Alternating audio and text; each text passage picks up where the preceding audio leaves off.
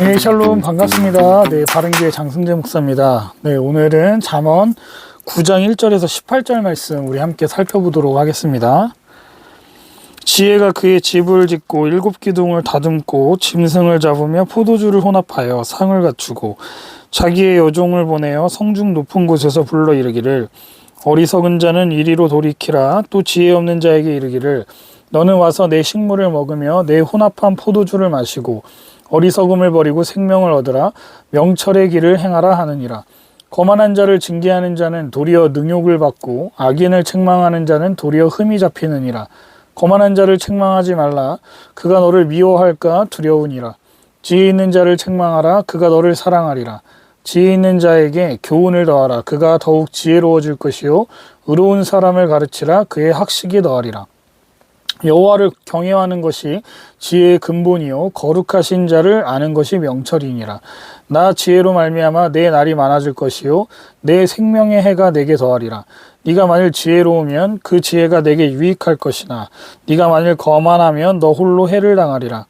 미련한 여인이 떠들며 어리석어서 아무것도 알지 못하고 자기 집문에 앉으며 성읍 높은 곳에 있는 자리에 앉아서 자기 길을 바로 가는 행인들을 불러 이르되 어리석은 자는 이리로 돌이키라.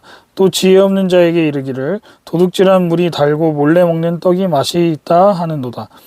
오직 그 어리석은 자는 죽은 자들이 거기 있는 것과 그의 객들이 스올 깊은 곳에 있는 것을 알지 못하느니라. 아멘.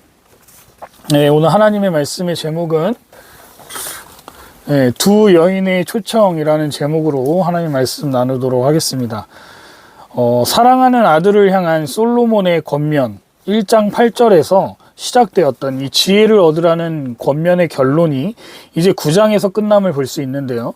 솔로몬은 아들을 향한 권면을 마무리하는 9장에서 7장에서 언급했던 음녀와 8장에 언급했던 지혜, 이 두 여인을 등장시키기 시작합니다.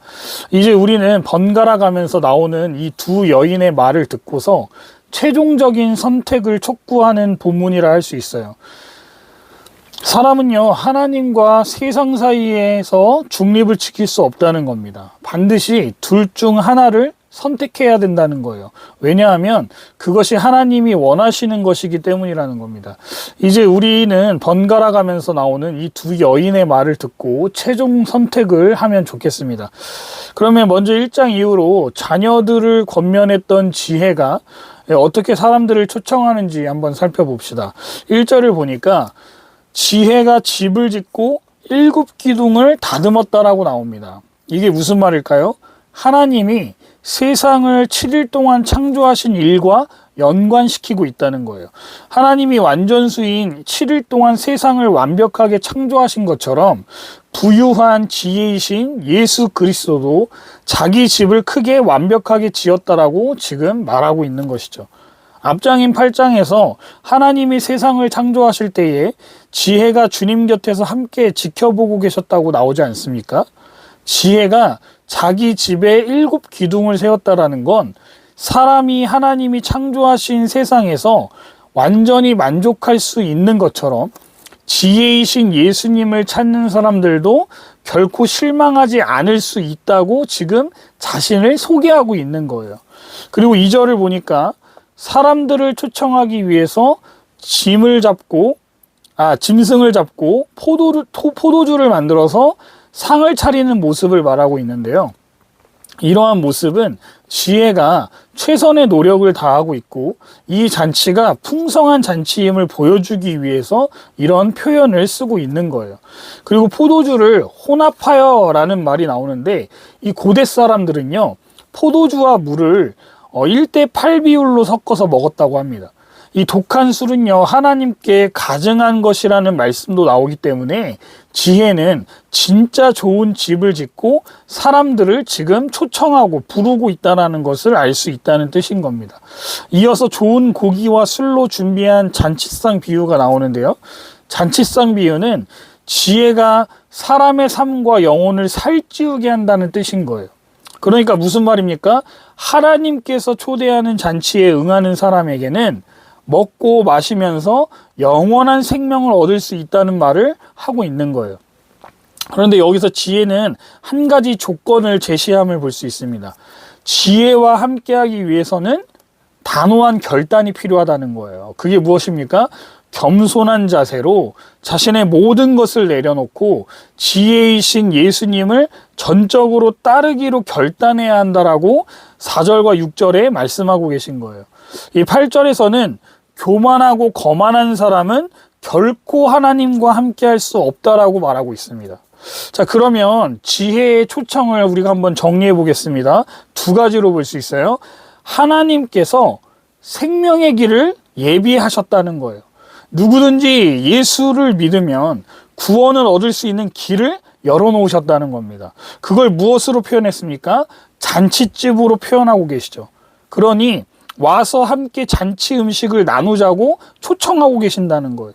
충분한 음식과 술을 준비해 두었으니까 나와 함께 실컷 즐기고 기뻐하자고 지금 초청하고 계심을 알 수 있습니다.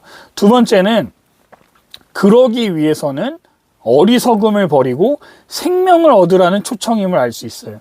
여기서 어리석은 자는요, 어리숙해서 쉽게 유혹에 빠지는 단순한 사람을 말하는 거예요. 아무 생각 없이 사는 사람을 말하는 겁니다.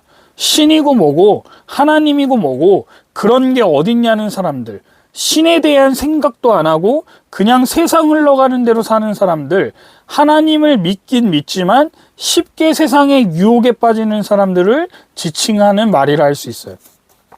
그런 사람들에게 하나님께서 말씀하시는 거예요. 어리석음을 버리고 생명을 얻으라는 겁니다. 이 문자적으로 직역하면 이런 말이에요. 어리석음을 버리고 살아있으라. 어리석은 사람들은 죽음을 향해 달려가고 있기 때문에 그 길을 버리고 살라는 명령문을 사용함으로써 하나님께서 지금 긴급함과 간절함을 강조하고 있다는 것을 우리는 알 수 있다는 겁니다.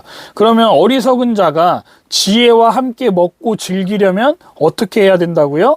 자신이 속한 어리석은 공동체를 버리겠다라는 그 결단이 필요하다는 거예요.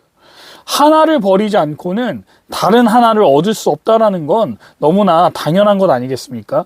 이렇게 하나님 앞에 위대한 초대를 받았고 받아들인 사람이라면요, 거만의 옷을 버리고 겸손의 옷을 입어야 한다는 거예요. 하나님께서 초대하신 집에 들어갈 사람은요, 시간이 지날수록 더 겸손해져야 된다는 거예요. 우리는 원래 지혜이신 하나님의 초대를 받을 자격이 없는 사람들이란 말이에요. 하나님이 만드신 좋은 집도, 진수성찬도, 하나님이 주시는 영원한 생명도 우리는 받을 만한 존재들이 아닌데 우리에게 주셨기 때문에 더 낮아지고 겸손해질 수밖에 없다는 것이죠. 그런데 반대로 거만한 사람들은요, 하나님을 두려워하지 않기 때문에 사람도 두려워하지 않는다고 말하고 있습니다. 그래서 7절과 8절에 뭐라고 나와요? 사람들의 말을 듣지 않는다는 거예요. 이런 사람들은 그 누구의 말도 듣지 않고 오직 자기 마음대로 결정하고 행동하는 사람들이라고 합니다. 이런 사람의 특징은 자기한테 싫은 소리를 하면 그 싫은 소리한 상대방을 모욕하고 비난하면서 극도의 반감을 보이는 사람들이라는 거예요. 그러니까 지혜 있는 사람만 책망하라고 말하고 있습니다. 다른 사람의 말을 들을 줄 아는 사람만 교훈해주고 책망을 아끼지 말라고, 그렇게 어리석은 자들과는 상종도 하지 말라고 지금 말하고 있습니다. 그렇지 않습니까? 거만한 사람은요, 하나님의 선포되는 말씀도 듣지를 않는단 말이에요. 거부합니다. 너나 잘하세요 하고 무시한단 말이에요. 그렇다면 하나님의 조건 없는 은혜로 부름받은 저와 여러분들은 어떻게 살아야 될까요? 하나님께서 주신 책망과 교훈을 거만한 자처럼 받지 말아야 된다는 거예요. 아니, 거만한 자처럼 받아들이지 않으면 안 된다라는 거예요. 또한 하나님의 사람들이 애정이 담긴 교훈과 권면이 있다면 귀를 열고 들으시는 저와 여러분들 되시기를 바랍니다. 이 바라기는 저와 여러분들은 다른 사람의 책망에 귀 기울이면 좋겠어요. 물론 가스라이팅은 당연히 조심해야 합니다. 그러나 우리에게 애정을 가지고 어렵게 꺼낸 권면이라면 충분히 생각해보고 고민해보고, 만약에 나에게 잘못이 있다면 실수를 인정하고 돌이키는 사람이 지혜 있는 사람이라고 성경은 말하고 있다는 거예요. 그래야지만 우리는 성장할 수 있게 될 거라고 지금 말합니다. 이제 지혜로운 여인의 초청이 13절부터 18절까지 나오는데요. 13절에서 이 여인을 세 가지로 묘사하고 있어요. 미련한 여자. 이제 미련한 여인의 초청이 13절부터 18절까지 나옵니다. 13절에서 이 여인을 세 가지로 묘사해요. 미련한 여자, 떠드는 여자, 아무것도 모르는 여자. 여기서 말하는 미련한 여자는 누굴 말하고 있는 걸까요? 바로 사탄을 지칭하는 것이죠. 사단은 아무것도 모르기 때문에 우리에게 아무것도 줄 수 없다라고 말하고 있어요. 지혜도 똑같이 지혜의 여인이 그랬던 것처럼, 미련한 여인도 똑같이 지혜의 여인이 그랬던 것처럼 사람을 불러 모은다라고 말하고 있어요. 떠들어댄다라고 말하고 있어요. 그런데 여기서 말하는 떠들다라는 단어의 뜻을 보면 무식하고 단순한 사람이 뱉어내는 혼란스럽고 자극적인 말을 뜻하는 단어로 쓰였음을 알 수 있습니다.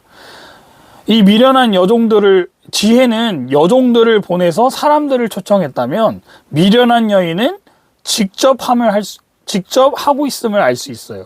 이 외에도 미련한 여인은 여러모로 지혜를 따라하지만 어떻습니까? 별 의미 없는 흉내만 낼 뿐이라는 거예요. 그리고는 사람들에게 생명을 주기 위해서 정성껏 준비한 잔치 음식을 먹으라고 하는 지혜와 여인과 다르게 미련한 여인은 어떻게 합니까? 사람들에게 도둑질한 물이 달고 몰래 먹는 떡이 맛이 있다고 하면서 어리석은 자들을 유혹하고 있다라고 17절에 말하고 있어요. 5장에서 물은 부부 사이의 성관계를 뜻하는 단어로 쓰였음을 알 수 있습니다. 그렇기 때문에 도둑질한 물이라는 이 표현은 불륜을 말하고 있는 거예요. 무슨 말이에요? 다른 사람의 배우자와 은밀하게 간통을 즐기라는 의미인 거예요. 몰래 먹는 떡도 불륜에 대해 비유한 겁니다. 따라서 이 사단의 초대장은요, 지옥으로 가는 급행열차 티켓이란 거예요. 어느 것을 선택하시겠습니까? 하나님의 초대에 응하시겠습니까? 아니면 사단의 초대에 응하여서 죽음의 길로 가시겠습니까? 그건 여러분들의 선택에 놓여져 있다라는 거예요. 지혜와 미련한 여인 사이에서 머뭇하지 마시기 바랍니다. 우리에게는 단호한 최종 선택이 필요합니다. 18절에서 하나님께서 알려주시는 길을 선택하지 않고 유혹에 서 있는 사람들이 있다면 하나님께서 지금 다시 돌이키라고 간절하게 말하고 있습니다. 부디 저와 여러분들은 미련한 여인의 길을 따라가지 말고 1장부터 9장까지 솔로몬이 우리에게 알려주는 이 교훈과 권면을 마음에 새겨서